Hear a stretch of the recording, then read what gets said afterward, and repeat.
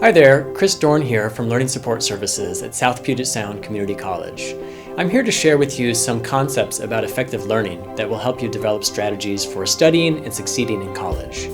Now, there are a lot of study tips and study habits that people talk about, but here I want to focus on three major principles of effective learning. And those principles are pretty simple, actually.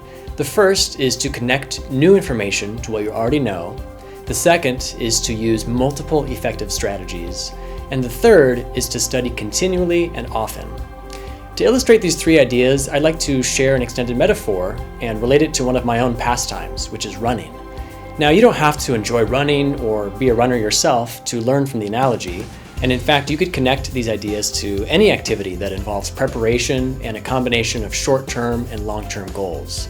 But for now, stick with me and let's see how these three principles play out for someone training for a race. The first principle of effective learning is to connect new ideas to what you already know.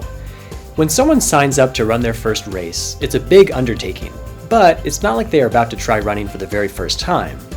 No one starts their training by Googling how to run or looking up YouTube videos on how to tie a pair of shoes.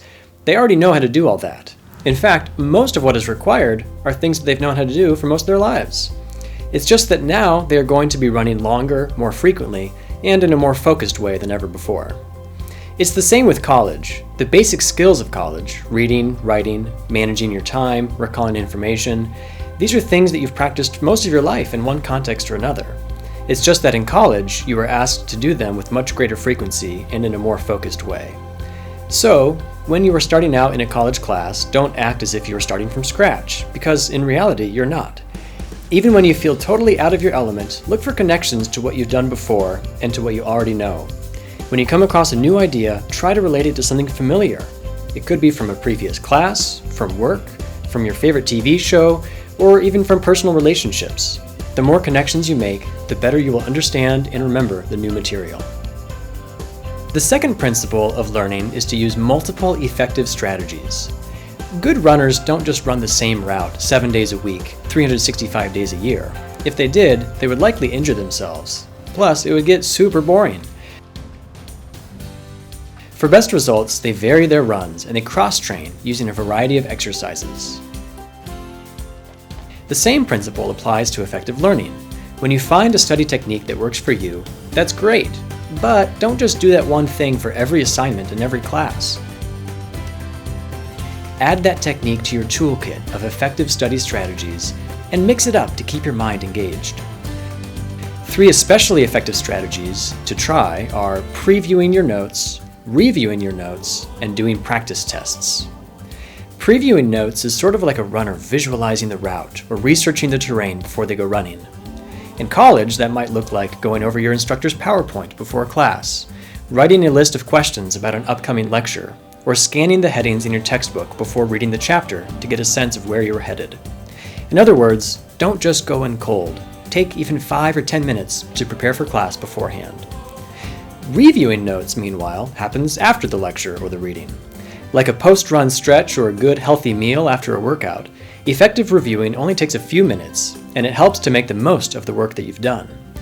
Research shows that reviewing your notes one day after class, and then 1 week after class, helps you retain the information much better than a long study session right before the test. And again, mix up your strategies. Rather than just reading over your notes passively, try summarizing your notes in a few sentences, or drawing a concept map of the main ideas. Finally, in addition to previewing and reviewing notes, you can also prepare for tests by practicing the real thing. After all, a marathoner doesn't just go into the race without having run pretty close to 26 miles. Ask your instructor for practice exams, or if that's not available, create your own questions that you expect to be in the test, and try answering those questions on your own or with a study group. That way, you will feel more confident going into the actual exam. The third principle of effective learning is to study often and continually.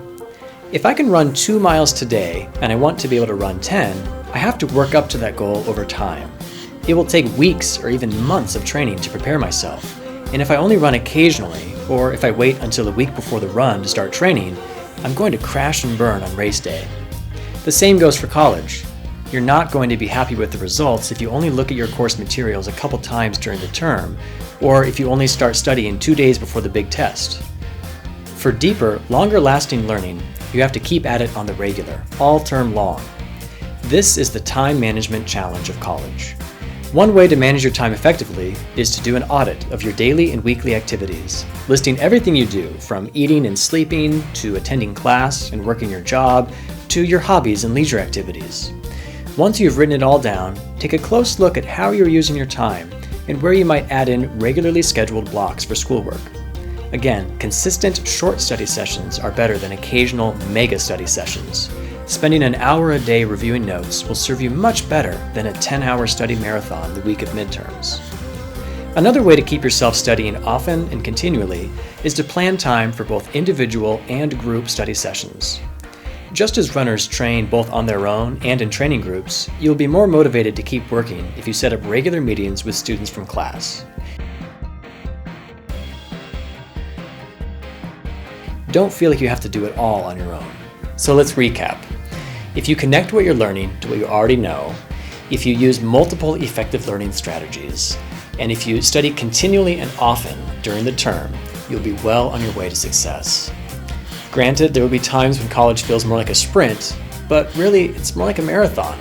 Your daily study habits will help you accomplish those short-term goals, and those short-term goals will help you reach the big finish line. You can do it. Happy trails.